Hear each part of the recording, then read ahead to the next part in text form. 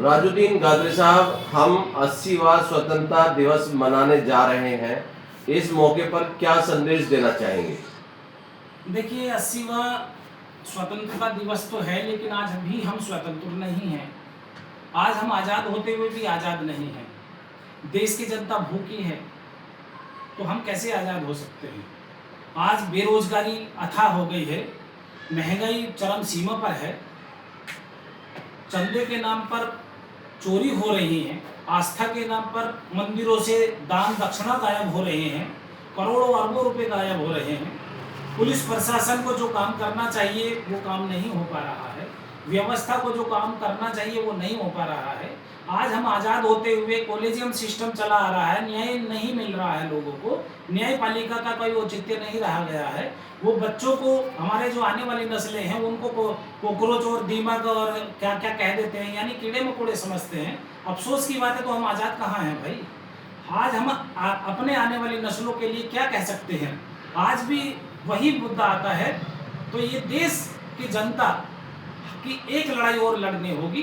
पहले अंग्रेजों के साथ में ब्रिटिश गवर्नमेंट से इसीलिए लड़ाई हुई थी कि वो विदेशी थे।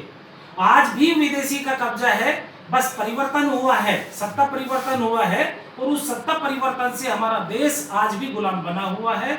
मूल निवासी 90% होते हुए उनकी संख्या के अनुसार में उनका कोई अनुपात में कोई भी आरक्षण या उनका कोई भी हक अधिकार नहीं है, सामाजिक न्याय नहीं है। आज यदि मुस्लिम यहाँ पर 40% है तो उसे 14% बताया जाता है। जातिगत आधारित जनगणना नहीं हुई है, क्या करेंगे उसमें? आज़ाद कैसे हो पाएंगे? हम कैसे हैं? तो आज़ादी हम नहीं कह सकते हैं कि 80वाद है, लेकिन वो ब्राह्मणवादी जो व्यवस्था, मनुवादी व्यवस्था, उनके लिए आज़ादी है, मूल निवासी के लिए आज़ादी नहीं है। देश की जनता भूखी है, कुछ नहीं कह सकते। तो देश की जनता भूखी है तो आज़ादी कैसे कह सकते हैं? देश तो लोकतंत्र और संविधान से चल रहा है। कहाँ चल रहा है भाई? संवैधानिक पदों पर बैठ करके लोग संविधान की रक्षा नहीं कर रहे, संवैधानिक पदों पर बैठ करके संविधान से नहीं चल रहे हैं, संविधान की पदों पर बैठ करके संविधान की धज्जियां उड़ा रहे हैं। कौन लोग धज्जियां उड़ा रहे हैं? संविधान की धज्जियां कौन लोग उड़ा रहे हैं? मान्यवर, आप एक बात बताएं, पीएम होता क्या सबके लिए होता है या एक धार्मिक विशेष के लिए होता है, एक आस्था के लिए होता है क्या? आपसे सवाल है मेरा, जनता से सवाल है मेरा। पीएम तो सबके लिए होता है। फिर तो एक ही धर्म विशेष के लिए, एक ही आस्था के लिए कैसे हो गया? तो काहे की आजादी हो गई? अभी सीएम है उत्तर प्रदेश का, वो आज देखिए वो कहते हैं सड़कों पर जो चलने के लिए होती है, आज सड़कें पूरी तरीके से दबा दी जाती हैं, उनके ऊपर एक ही कानून की धज्जियां उड़ा दी जाती है। आप यदि ये वाला वर्ग नहीं है, यदि कांवड़ का इनका विशेष नहीं है, तो उसके ऊपर यदि आप गैर तरीके से या उसकी लाल बत्ती भी तोड़ देंगे तो चालान हो जाएगा। आज क्यों नहीं हो रहा? 10 दिन के लिए, 15 दिन के लिए क्यों नहीं हो रहा भाई? तो कानून सबके लिए होता है। 2 मिनट की अजान होती है, उसके लिए पाबंदी हो जाती है। यदि 1-2 मिनट की नमाज पढ़ता है मुस्लिम, उसके लिए पाबंदी हो जाती है, उसके लात मारी जाती है, और इनमें लातों से इनकी लातें दबाई जाती हैं, पैर दबाए जाते हैं, क्योंकि ये पाखंडवाद की ओर ले जा रही है, बस ले। आज सड़े नशेड़ी बनाया जा रहा है हमारे बच्चों को भाई। शैक्षणिक और वैज्ञानिक दृष्टिकोण कहाँ है बताइए? संविधान मेरे पास में रखा हुआ है भाई। संविधान में article 1, India that is Bharat, we the people.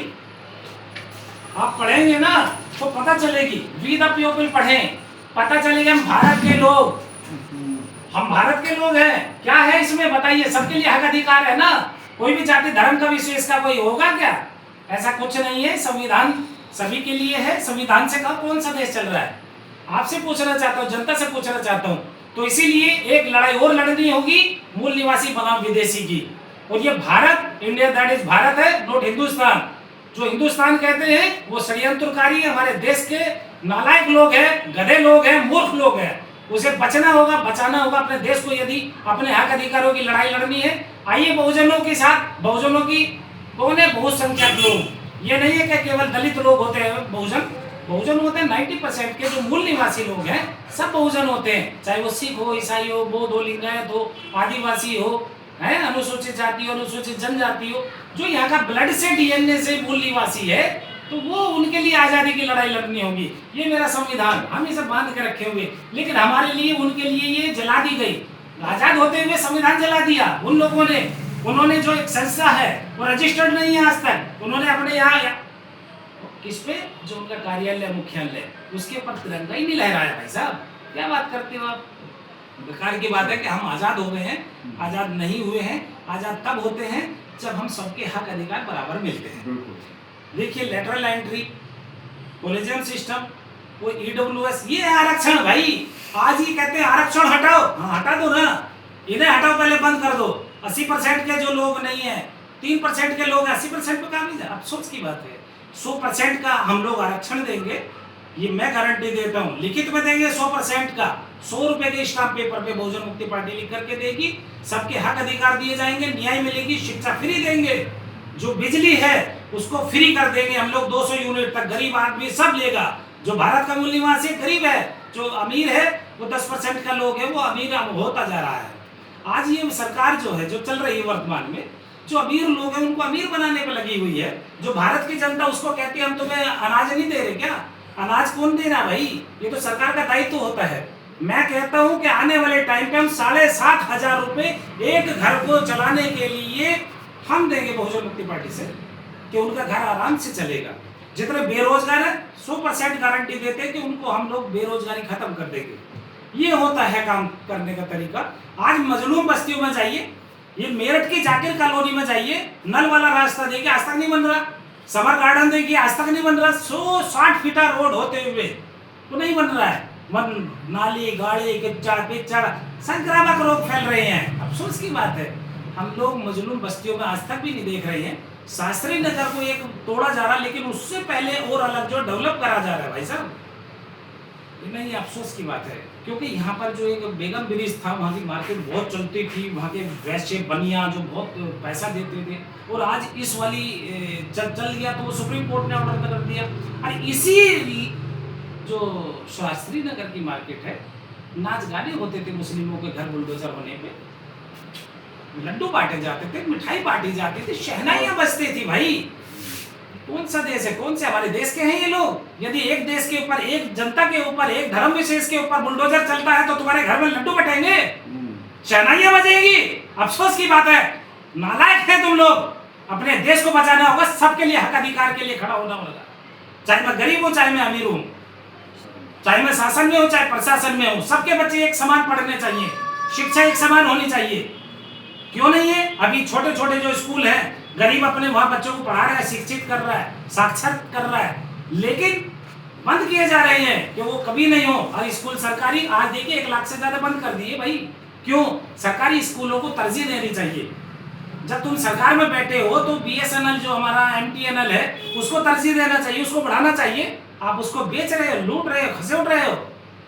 नहीं, पहले कहते थे जी महमूद गजनवी ने और लोगों ने, मुगलों ने, पठानों ने, सबने लूट लिया। अबे भाई, लूटते तो वही यहाँ हमारे जो देश में आज सारी व्यवस्थाएं हैं वो नहीं कायम होती। मरते मरते बहादुर शाह जफर अपने बच्चों की गर्दनें अपने आंखों के सामने देख लिया।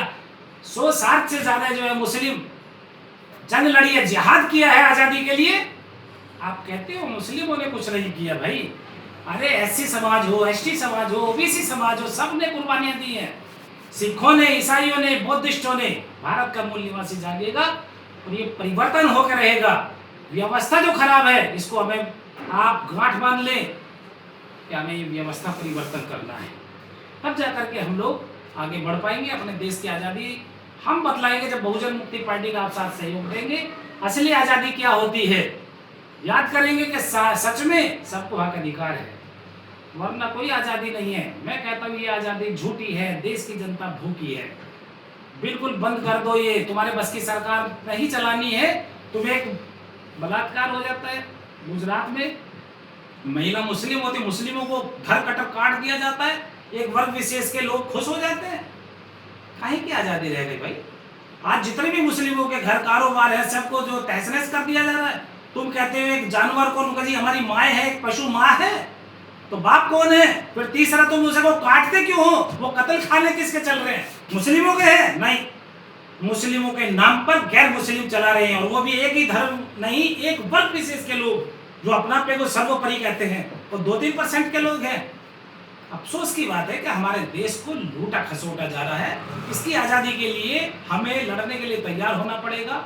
और आने वाले वक्त में जो इनका सबसे बड़ा, पहला जो कहते थे तोते में एक जान होती है राजा की, आज ईवीएम में जान है। ईवीएम बदलने के लिए, बैलेट पेपर से चुनाव कराने के लिए खड़े हो जाइए, आइए, तब जाकर के कुछ होगा। ईवीएम हटाओ, देश बचाओ। बांग्लादेश में नहीं, पश्चिमी बंगाल में, अपने ही देश में ईवीएम मशीन 40,000 जला दी जाती है। अफसोस की बात है भाई, और वो जला करके कोई बात नहीं होती है। क्यों?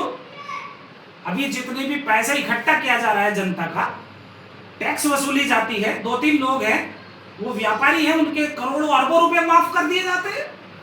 किसान मजदूर के ऊपर 1,50,000 रुपया होता है, उनको जो आत्महत्या करनी पड़ रही है। क्यों? सवाल बनता है भाई। पत्रकार महोदय, आप याद रखें कि ऐसे ऐसे सवाल करिए, तब जाकर के आप सच्चे, तीसरा नहीं, चौथा स्तंभ जो है पत्रकारिता का, वो मजबूत हो पाएगा। आज पत्रकार होकर के हमारे साथी कुछ जो यूट्यूबर हैं या सच्ची मीडिया है, सोशल मीडिया है, वही देश को बचाने में काम कर रही है। आपका मैं शुक्रिया अदा करता हूं कि आप लोगों ने जो सही मुद्दे हैं पकड़ रखे हैं और उस पर काम कर रहे हैं। वो मत बनिए जो देश की मीडिया आज देश को बर्बाद कर रही है। आप अपने आप को जगा के रखे हैं। मैं सलूट करता हूं आप सभी को। जितने भी पत्रकार साथी यहाँ मौजूद है और भी कई काम कर रहे हैं। देश के हक में, अधिकारी में काम करिए और शैक्षणिक और वैज्ञानिक दृष्टिकोण को अपनाएं। पाखंडवाद, अंधविश्वास, मूर्ति पूजा, पत्थर पूजा हटाएं। शासन से, प्रशासन से मैं पूछना चाहता हूं, पुलिस थानों में, रोडों पर जितने मंदिर बने हैं, क्या उनकी कोई वैधता है? क्या कागज है उनके? नहीं है। अफसोस की बात है कि पाखंडवाद को तुम लोग बढ़ावा दे रहे हो। दारू सरेआम कर रखी है, नशेड़ी चीजें बट रही हैं, खूब बिक रही हैं। क्यों भाई, अपने देश को नशेड़ी बना रहे हो क्या? अरे शैक्षणिक और वैज्ञानिक दृष्टिकोण पाइए, स्कूलों को, लाइब्रेरियों को आबाद कीजिए और अपने हक अधिकार की बात बुलंद कीजिए। अभी जो जैन जेड और जैन अल्फा, सारा हमारा जितना भी यूथ है, बच्चे हैं, खड़े हो जाएं अपने हक अधिकार के लिए। वरना हम जैसों से आप कहेंगे कि हमारे बाप दादा तो आज़ादी में जी लिए और हमें गुलामी में छोड़ गए। नहीं, आपको, हमें, बच्चों को, सबको अपनी आज़ादी की, अपने हक की लड़ाई लड़नी होगी। ये ना समझे कि मेरे घर में भगत सिंह पैदा होगा। आपको भगत सिंह खुद बनना होगा, अशफाकुल्ला खान खुद बनना होगा, तब जाकर के हमारा देश आज़ाद होगा।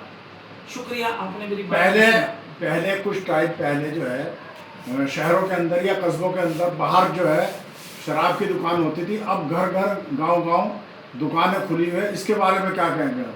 भाई, मैंने पहले आपको बतला दिया कि नशे के ऊपर ये सरकार जो है जोर दे रही है, हमारे बच्चों को नशेड़ी बना रही है। अभी देखिए सड़कों पर चरस, अफीम, गांजा, क्या क्या नहीं पी रहे हैं, दारू की बोतलों खुलेआम सड़क पर। सड़क चलने के लिए होती है, लेकिन सड़कें आज नशेड़ी बना दी गई हैं। सड़कों पे आज कितने डीजे धमाके हो रहे हैं, ध्वनि प्रदूषण हो रहा है। अफसोस की बात है, आज जहाँ जाए चौराया देखें, दारू के अड्डे मिल रहे हैं। तो ये सरकार बढ़ावा दे रही है। तो जो सरकार रोजी रोटी ना दे सके वो निकम्मी होती है, और जो निकम्मी सरकार होती है उसको तुरंत बदलनी होती है यदि देश के सच्चे नागरिक हो। और यदि पाखंडवाद, अंधविश्वासी हो और देश को बर्बाद कर देना चाहते हो, तो जो देश लूट रहे हैं, हमारे यहाँ का पैसा लेकर के भगा दिए जा रहे हैं, उससे देश नहीं बचाओगे तो आप सच्चे देशभक्त नहीं हो।